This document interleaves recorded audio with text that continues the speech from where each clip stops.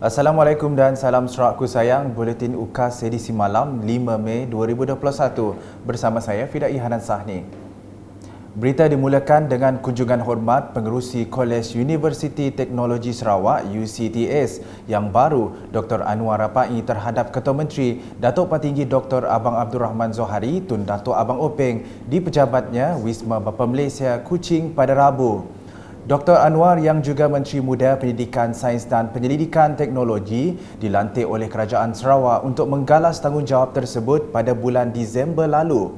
Pertemuan tersebut bagi membincangkan mengenai perancangan dan permasalahan melibatkan pendidikan dan perkhidmatan UCTS yang perlu diambil maklum oleh Ketua Menteri.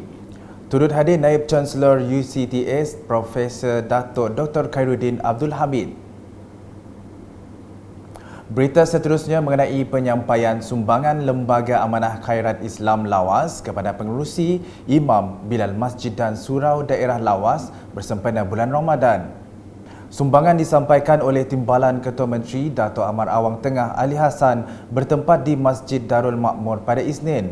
Ketika berucap, beliau mengingatkan tetamu yang hadir agar menggunakan peluang sebaiknya sepanjang bulan Ramadan dengan memperbanyakkan amalan seperti bersedekah, membaca Al-Quran dan saling membantu sesama manusia.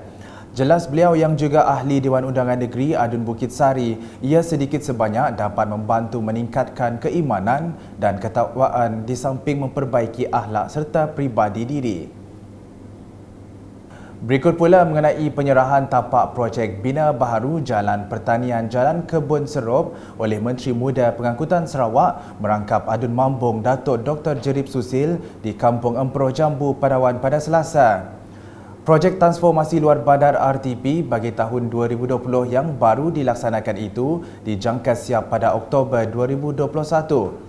Jelas Datuk Jerib, projek jalan sepanjang 2 km itu bertujuan membuka kawasan pertanian baru yang menjurus kepada tanaman kopi seperti yang telah diminta oleh penduduk kampung. Sehubungan dengan itu, seramai 36 orang peserta telah memohon skim penanaman kopi yang melibatkan 17 hektar keluasan tanah di Kampung Emperoh Jambu. Manakala di Daro, Adunnya Safi Ahmad telah menyampaikan cek projek kecil luar bandar MRP berjumlah RM121,000 kepada 22 persatuan pada Isnin.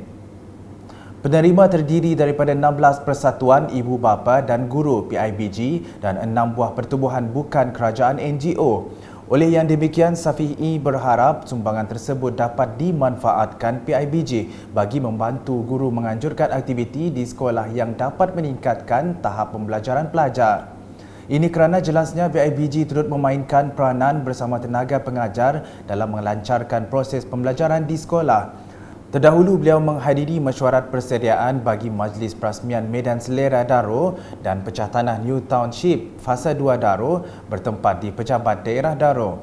Majlis tersebut dijangka akan dirasmikan oleh Ketua Menteri Sarawak pada 29 Mei 2021. Berikut pula, Persatuan Bulan Sabit Merah PBSM Negeri Sarawak dengan kerjasama Pusat Khidmat Dun Meradong telah menyumbang pelitup muka, pembersih tangan serta fog machine kepada 34 buah sekolah rendah dan 4 sekolah menengah di Meradong.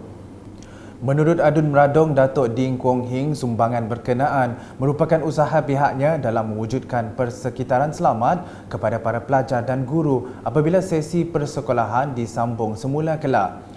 Pada masa sama, katanya, sumbangan itu juga bertujuan mewujudkan kesedaran dalam kalangan pelajar untuk mematuhi garis panduan dengan ketat untuk memutuskan penularan COVID-19.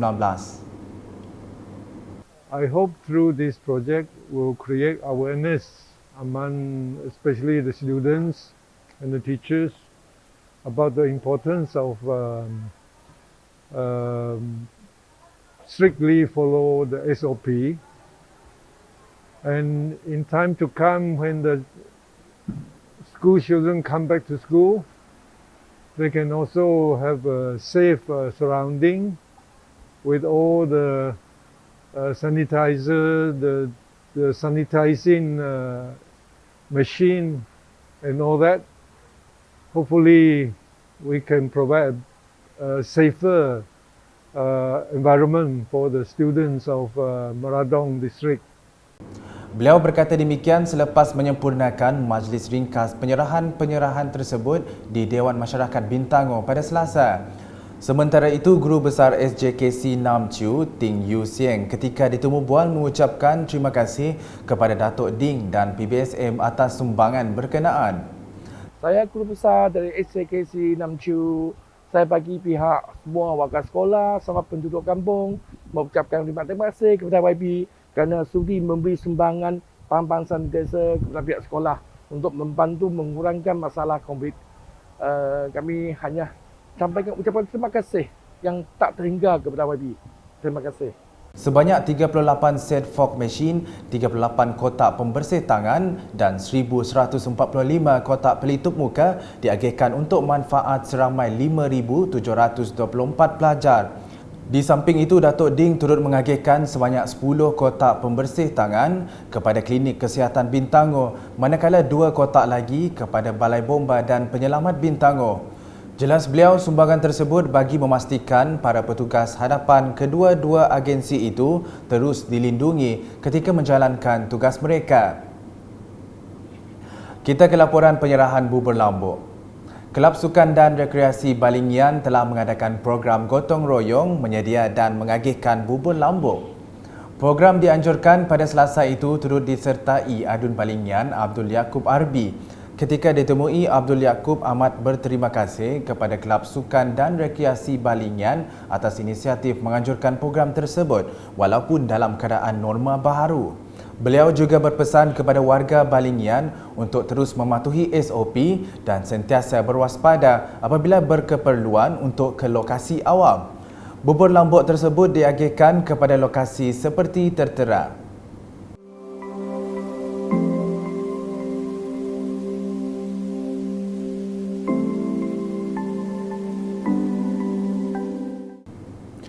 Dari Balingian, kita ke laporan di Sibu.